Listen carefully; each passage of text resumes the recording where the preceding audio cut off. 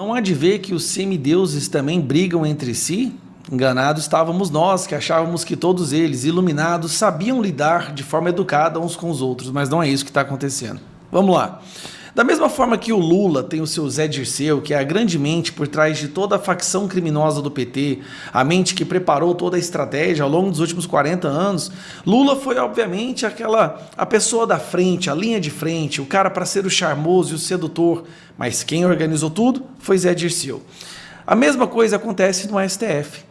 O Lula do STF seria o Alexandre de Moraes. Ele é a ponta da lança, aquele que foi usado e seduzido justamente por sua vaidade para ficar se postando, se colocando na frente como grande defensor da democracia. Mas havia uma retaguarda. Nesse plano que foi arquitetado dentro da Suprema Corte, tem uma mente por trás que disse, olha, você fica ali na frente, você é a cara da democracia e eu faço questão de organizar todos os outros colegas do STF aqui por trás, junto com a imprensa. Esta mente que arquitetou toda essa estrutura, que transformou o Brasil nessa ditadura do judiciário, você já conhece. É o nosso querido, amado, iluminado Gilmar Mendes. O que Gilmar Mendes não contava é que não seriam apenas André Mendonça e Cássio Nunes que não cantariam de acordo com a sua música, mas um outro ministro da Suprema Corte teria um surto de sanidade, uma consciência desperta e essa pessoa percebe que não dá mais para caminhar nesse mesmo caminho, né? Nesse mesmo percurso que o STF estava sendo levado. E essa pessoa foi Fux. Fux, que no seu voto no julgamento do Bolsonaro escancarou a podridão do STF, mostrou claramente que esse julgamento é um teatro. E aí é que a briga começa.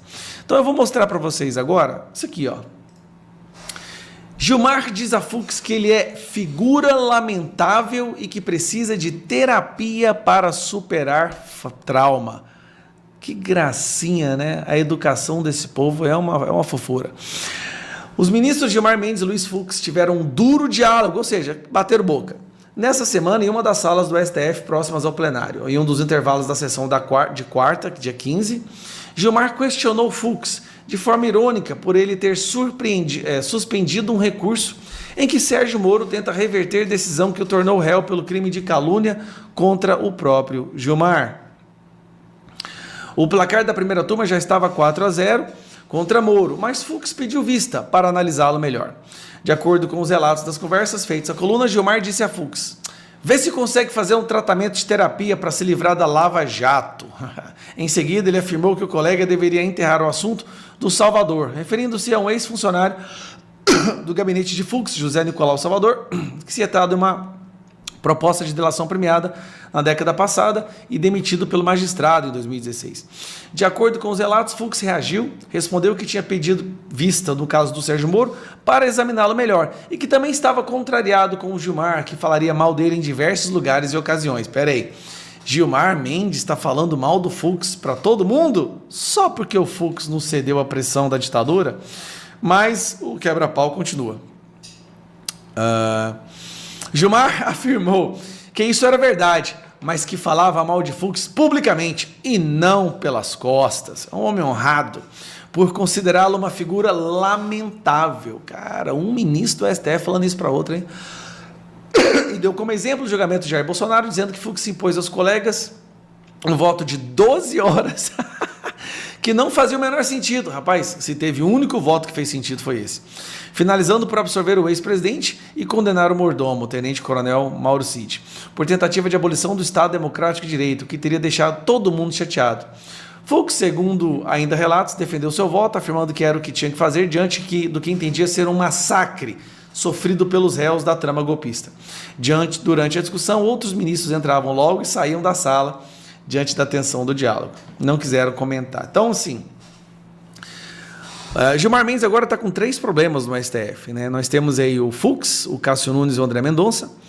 Nós temos o Barroso, que arregou, ficou muito chateado, porque não vai poder nunca mais voltar para os Estados Unidos e provavelmente vai perder o seu apartamento que ele tinha lá. Nós temos o Alexandre de Moraes, que também sofreu a sustação dos vistos, e a Magnitsky, a esposa, e o Lex, o escritório de advocacia, e boatos correm aí que virão agora a Magnitsky para o filho e para a filha dele. Se eu não me engano, Flávio Dino está no radar também, e assim como Gilmar também estão no radar. Lembrando que na Europa nós temos aí os partidos do Chega no Portugal, o partido do Reforma no Reino Unido, pontuando muito bem, possivelmente conseguindo ali mais vagas, maioria das vagas nos seus parlamentos, assim como ser primeiros-ministros e presidência de seus países. Isso vai complicar para o Gilmar Mendes, cara. Imagina, o Gilmar Mendes tem o patrimônio dele todo em Portugal. O Chega está chegando em Portugal ao poder. Muito provavelmente vai fazer maioria ali, vai dominar a Câmara dos Deputados e até mesmo a presidência, o primeiro-ministro lá, né? Como é que vai ficar a situação para o Gilmar Mendes? Não sei, vai ficar bom ou não. Será que ele vai ser expulso de Portugal também? Bom, os deuses do Olimpo estão ficando cada vez mais abalados.